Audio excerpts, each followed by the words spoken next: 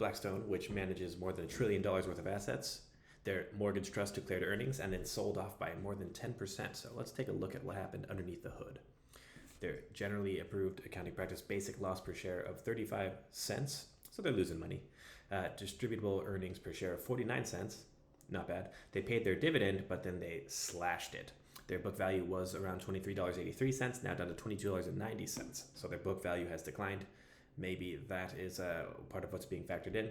And they have $5.21 per share for their currently expected credit loss reserve. So there was a bit of a deleveraging and the future is murky. That is a short summary.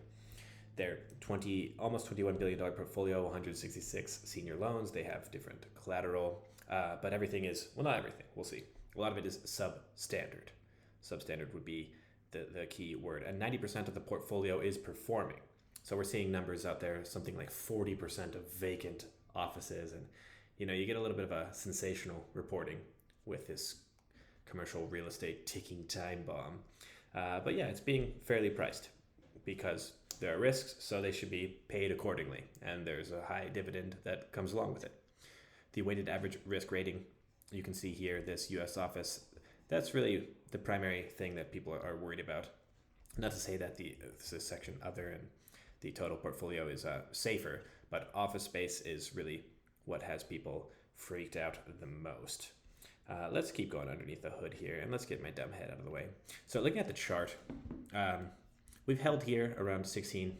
If we lose $16.50 or somewhere below there, you could say maybe that's a capitulation, but look at this gap down. We were above all of the moving averages, and this was really about to be a trend shift. We were going to have this breakout holding above the 200-day, and then just rinsed right through it, gapped down on the not so hot earnings, let's say. But if you hold here in the zone and then ultimately come back up, then hey, I mean, if you zoom out a little bit, this is people have liked this stock in the past. So let's see what happens. This is their portfolio performance, so 90% that is performing and then 10% that is non-performing. And this 5 risk rated, meaning the maximum risk level. You might as well just interpret this that all of these are going to default and they're not going to collect anything back, and there's going to be different things they have to do to restructure. I think that's the conservative way of looking at it. Let's look here. So you can see some improvement from the end of March with about $58,000, what is that, in the millions, in distributable earnings that has increased. This is their book value per share. You can see here that is down about $1 in book value per share. Its net loss here is half what it was 3 months ago. So I don't know. You can look at it any number of ways. Let's just keep going. 58% that is repaid or satisfied or positive extension, and then there's 42% that is non-structured or non-specific, or it's going to have to be either the can's going to need to be kicked, or they're going to have to restructure, or they're going to have to roll the debt over in some way. And that's really where you get a sell-off, because Wall Street ultimately prefers certainty. Let's see what else is going on. So we can go to Yahoo Finance, and God forbid we spend any more than a minute here, but they beat on their earnings per share. A 12% positive earnings surprise. Anything else in here? Not a whole lot. Zacks REIT and equity trust industry revenues. So they missed the consensus estimate on revenues. That'll get it down. Underperform the market. Oh God, Yahoo Finance is so bad. I don't know what we're doing here. Was there anything noteworthy from Business Insider? They shrunk the dividend to 40 cents from 62 cents, a 24% reduction. So, that's how you're going to get a deleveraging or some type of capitulation. Well positioned to withstand stresses, a giant photo of her. My God, what a large photo.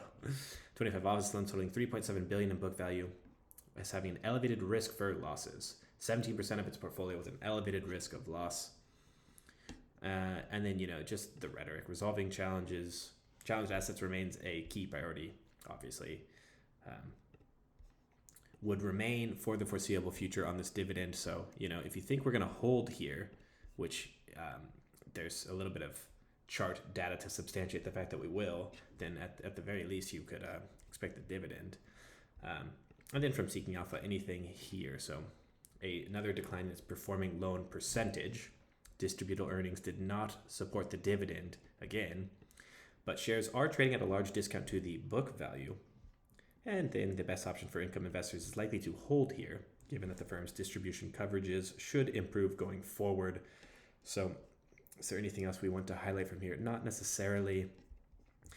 This author wrote that a dividend cut is likely a couple of months ago. And yeah, it didn't seem far-fetched to anyone who was really paying attention, but Blackstone had said that they weren't going to do it. So that's how you end up with some trouble.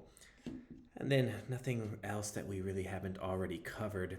Just kind of a classic situation where there's reasons to be optimistic, there's reasons to be pessimistic, and ultimately when there is uncertainty, you have to err on the side of caution, and that's how you get a deleveraging.